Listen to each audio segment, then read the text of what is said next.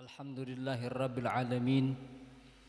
Allahumma salli wa sallim ala sayyidina wa maulana Muhammadin wa ala alihi wa sahbihi ajmain. Amma ba'd, rabbi shrah li sadri wa yassir li amri wa hlul 'uqdatam min lisani yafqahu qawli wa sadid lisani wahdi qalbi bihaqqi sayyidina Muhammad sallallahu alaihi wasallam. Hadirin jamaah sekalian yang saya hormati, berkhusus guru kita Al-Ustaz Maksum. Alhamdulillah kita juga kedatangan kiai kita Al-Ustaz Saifuddin dari Ponpes Ar-Ridwan. Alhamdulillah kita doakan guru-guru kita, mudah-mudahan mereka semua diberikan kesehatan oleh Allah Subhanahu wa taala, dipanjangkan umurnya, diluaskan ilmunya, diberkahkan ilmunya, ditambahkan ilmunya, ditambahkan takwanya, dan tak lupa mudah-mudahan Allah tambahkan bininya. Amin ya rabbal alamin. Hadirin jamaah sekalian yang saya hormati, tadi udah panjang lebar motivasi dari guru kita Al-Ustaz Asep. Mudah-mudahan kita bisa mengamalkannya dalam kehidupan kita sehari-hari. Bapak-bapak, hadirin jamaah sekalian, mohon maaf tadi guru kita sudah saya konfirmasi, beliau malam hari ini nggak bisa hadir karena ada halangan. Beliau bilang hari ini beliau nggak bisa hadir karena sakit. WA tadi sama saya, kurang enak badan karena beliau bukan di sini, di Jakarta. Nah, kalau badan meriang-meriang dikit khawatir jalannya jauh. Kalau cuma saya mah di sono, cuma meriang-meriang dikit, saya cuma di situ deket, ngeludah juga nyampe. Abang meriang dikit kudu kagak hadir di majelis taklim, bener gak? Nah, nggak panjang lebar saya ngomong, cuma saya mau tadi bilang beliau memerintahkan untuk senantiasa duduk di majelis taklim. Perlu kita ketahui para hadirin, segala sesuatu itu butuh adab. Segala ilmu yang bakal kita pelajari atau kita duduk di majelis taklim biar mendapatkan ilmu yang lebih manfaat, itu harus ada adab, harus punya adab. Di dalam kitab Manhajus Sawi dikatakan sama Al-Habib Zain bin Ibrahim bin Zain bin Smith, beliau mengatakan adabut taklim adabul muta'allim fi thalabil ilm. Adab seorang pelajar di dalam menuntut ilmu. Ya, mohon maaf saya nggak bawa kitab ini karena tadi beliau WA-nya jam 7. Saya nggak sempat mutolaah, ngeri kalau nggak mutolaah dulu. Guru kita, saya pernah diajarkan sama guru, ente sebelum belajar, sebelum ngajar mutolaah dulu, jangan langsung ngajar. Saya nggak mutolaah, begitu dikasih tahu saya lagi ngajar di rumah, makanya saya nggak mutolaah, mohon maaf. Apa kata beliau? Di dalam menuntut ilmu ada adab. Adabul muta'allim fi thalabil ilm. Adab seorang pelajar di dalam menuntut ilmu. Yang pertama, taharatul qalb, kata beliau, membersihkan hati. Tuh. Membersihkan hati. Nih, biar ilmu gampang dicerna. Bersihin dulu hati. Kata Imam Nawawi Shahibul Adhkar, beliau mengatakan yan bagi li talabil ilm an yutahhira qalbahu minal adnas. Kata Imam Nawawi, sepandasnya bagi orang pelajar hendaklah dia membersihkan hatinya minal adnas, dari segala kotoran-kotoran yang ada di dalam hati. Apa kotoran di dalam hati? Penyakit di dalam hati. Iri, sombong, takabur. Kadang-kadang kan kalau pelajar suka punya pikiran sombong, Pak. Yang lain enggak pada nulis, kita nulis. Yang lain enggak nyatet, kita kadang-kadang nyatet. Kadang-kadang terlintas di dalam hati kita punya timbul rasa sombong. Nah, buang yang begini. Atau kita punya niat ketika kita ngaji pengen merasa diri kita lebih pinter dari orang lain. Nah, buang yang seperti ini. Terlebih lagi sombong, buang. Tak boleh. Apa tujuannya? membersihkan hati.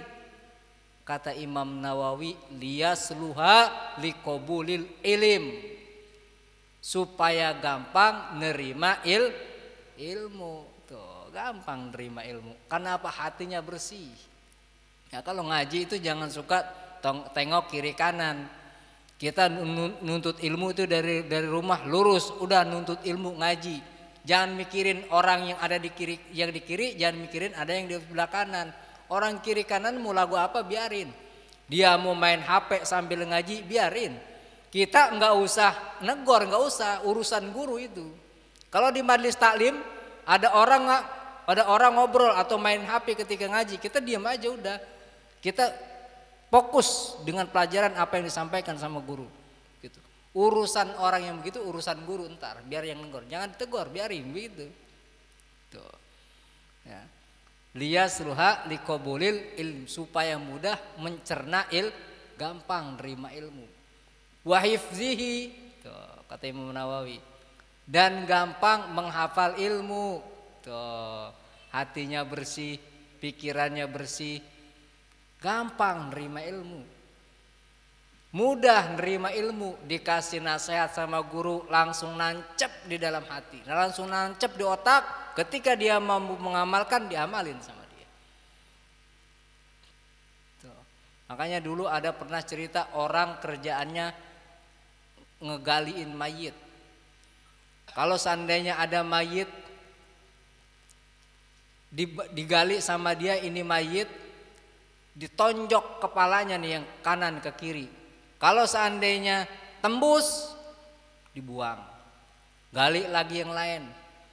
Ambil batok kepalanya, ditonjok sama tumbaknya, tembus, buang. Ambil lagi yang lain. Ditonjok lagi, dicolok lagi kuping kanan ke kuping kirinya, tembus, dibuang. Tapi ada satu tengkorak kepala manusia yang begitu ditusuk sama tumbak ini orang enggak tembus. Dari kejauhan ada orang yang ngelihat, kenapa kok ente berbuat demikian? Orang yang tembus dari kuping kanan ke kuping kiri dibuang, tapi ini enggak, cuma satu. Kenapa? Ini orang waktu di dunia ketika dia duduk di majelis taklim, ilmu disampaikan, apa yang disampaikan sama gurunya nyampe ke kuping kanan, enggak keluar lagi ke kuping kiri. Begitu masuk ini nasihat, diamalin sama dia. Nah ini faedahnya. Tuh. Kita tempo-tempo ngaji, hari ini minggu karang nih pembahasan apa, minggu depan kita udah lupa. Bener gak? Udah lupa. Apalagi itu penyakit tua, udah siban. Makanya orang-orang tua begini mah udah udah nggak usah megang pulpen lagi, udah udur, ingetannya udah kurang, mata udah kurang, pendengaran udah kurang, udah udur. Oh yang bagus mana yang pojok no. Mestinya ente duduk di depan. Sini ente yang lebih pas ngaji itu. Karena apa? Pemuda itu lebih kuat, mata lebih tajam, pendengarannya lebih kuat. Bener gak? Nulis lebih cepat. Tuh, anak muda. Ente mesti di sini depan. Ini orang tua yang di depan, salah. Kalau orang tua begini mah doa. Nah, orang tua Fatihah tuh orang tua. Kayak baca ratib tuh wirid tuh bagusnya orang yang lebih tua. Karena apa? Fatihah di situ. Tuh. Kalau ngaji begini yang Abdul tuh anak muda. Depan ente mesti. Tuh ya. Supaya gampang nerima ilmu, gampang menghafal ilmu, wastismarihi kata Syekh Nawawi, kata Imam Nawawi. Dan orang ini yang membersihkan hatinya dari segala kotoran bakal gampang menerima buah daripada ilmu. Apa buah ilmu? Samratul ilmi al amalu. Buah daripada ilmu amal. Dapat ilmu amal. Dapat ilmu amal. Dapat berarti kita buahnya. Kita nanam, kita juga mendapatkan buah. Nanam mulu nggak bebuah. Gimana coba kira petani? Ngaji amalnya ora. Gitu, sholat jamaah ogah-ogahan. Males. Ini sholat jamaah Pak, perlu diperhatiin ini sholat jamaah. ente tetanggaan sama majelis taklim, tetanggaan sama musolah, tetanggaan sama tempat duduk di tempat sholat berjamaah, ente enggak sholat berjamaah, ente enggak sempurna punya iman. Enggak sempurna punya iman. Tetangga sama majelis taklim, tetangga sama masjid, sholat di rumah, dewek-dewek. Ogah banget sama berjamaah, ya Allah. Padahal padilah sholat berjamaah. Rasulullah menggambarkan kalau seandainya orang ini tahu padilah sholat berjamaah, dia bakal mengundi kalau seandainya ini masjid penuh. Pedulu dulu maksudnya. Pedulu dulu pengen buru-buru di sop yang pertama, diundi. Saking besarnya sholat berjamaah, pahala sholat berjamaah. Tuh yang pertama, kata Habib Zain bin Ibrahim bin Smith.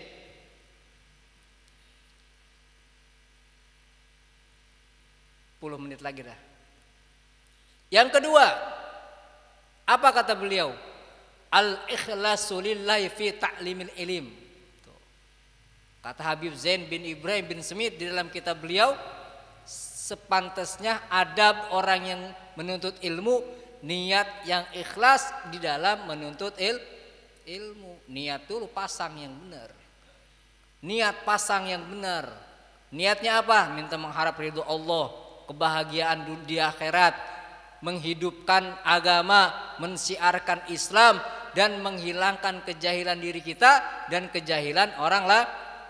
Mensiarkan Islam itu butuh ilmu. Ini ngomong begini, ngebacot begini depan para hadirin ini tanpa ada dasar ilmu nggak bakal bisa. Ini Ustadz Asep guru kita tadi ngomong kuatan menggelegar udah kayak geledek. Kalau nggak ada ilmunya bisa nggak? Nggak bisa. Punya ilmu makanya ngomongnya bisa nyerocos terus. Tuh. Karena apa? Di otaknya ada ilmu. Tuh. Itu niat mensiarkan Islam harus punya dasar ilmu. Yang ketiga, semuanya ada 5, cuma 3 aja. Gak usah lama-lama, udah 2 kali soalnya. Yang ketiga, at-tawadu'u wal khidmah. At-tawadu'u wal khidmatul ulama. Tuh. Yang ketiga, rendah diri. Tuh. Rendah diri, mau ngaji kudu tawadu. Sama siapa? Sama guru. Biar tawadu sama guru, biar rendah diri sama guru. Jangankan sama guru, sama orang yang lebih tua rendah diri. Jangan pernah merasa diri kita ini lebih hebat dari orang lain, jangan. Buang yang begitu. Tempo-tempo kan hati kita ini kotor, Pak. Hati ini kotor. Orang yang hatinya bersih, ini hati udah bersih nih kalau udah begini nih. Kita misalkan lewat mau ke masjid hari Jumat. Tahu-tahu di tengah jalan ada orang nggak Jumatan. Malah ngopi, banyak ngerokok itu sama temennya. Coba pikiran kita masing-masing dah kayak gimana coba. Coba masing-masing pikiran kita nih kayak gimana coba. Pasti kita bikin itu orang begitu banget sih. Malah hari Jumat ini masih ngopi, udah mau jam 12. Pasti itu pikiran kita. Nah kotor berarti nih hati. Tapi kalau orang yang sudah pikirannya udah bersih, ya Allah, dia minta sama Allah, ya Allah ini orang belum dikasih taufik dan hidayah. Mudah-mudahan dengan sebab ini hari Jumat, dengan sebab mulianya ini hari Jumat, ini orang dapat taufik dan hidayah. No Pak, di pemancingan kalau hari Jumat, orang masih penuh. Orang masih penuh, ya Allah. Nangis kita ngelihat orang begini, ya Allah. Kasihan. Masih penuh, masing-masing masih sibuk. Emang libur, cuman apa ngopi. Pemancingan, ya Allah, sibuk sama mancing. Hari Jumat juga kalau hobi udah nggak ingat apa-apa udah. Hari Jumat masa bodoh, udah hobi susah. Makanya ngilangin tabiat itu susah, ngilangin kebiasaan berat, susah. Tuh, ya. Makanya kebiasaan jeleknya buang udah buru-buru. Yang terakhir, wal khidmatul ulama, bantu ulama. Bantuin ulama. Tugas murid ngebantuin ulama. Saya sering ditogor sama guru, ente punya murid biar punya ada khidmatnya, bantuin bersihin apa kayak di sini, suruh dia ngapain kayak murid ente yang ada begitu. Guru kemarin mau negor sama saya, biar khidmat sama ulama. Orang yang khidmat, Pak, orang yang khidmat sama ulama, apa hadiah dari Allah? keramat. Orang yang khidmat ulama nih hadiah dari Allah keramat. Bisa jalan di air, bisa nggak mempan dibakar. Ini orang yang khidmat sama Allah. Salah satu padilah orang yang khidmat sama ulama sama guru dapat keramat. Dia bisa melakukan perkara yang di luar batas kemampuan manusia. Biar kata kagak ngaji, bisa dia nandingin orang yang ngaji karena khidmat sama ulama. Biar dia kata kagak ngaji kelihatannya, tapi dia bisa duduk bareng sama orang yang pernah mondok pesantren lantaran dia khidmat sama ulama. Wallahu a'lam bishawab. Itu aja yang dapat saya sampaikan.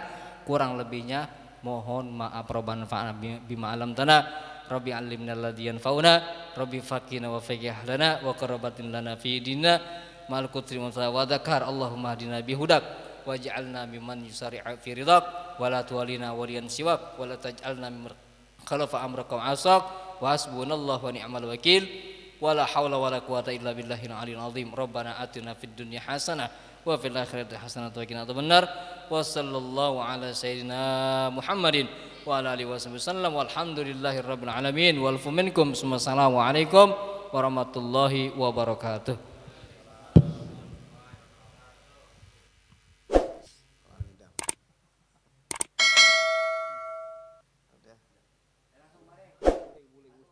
Langsung ke lokasi.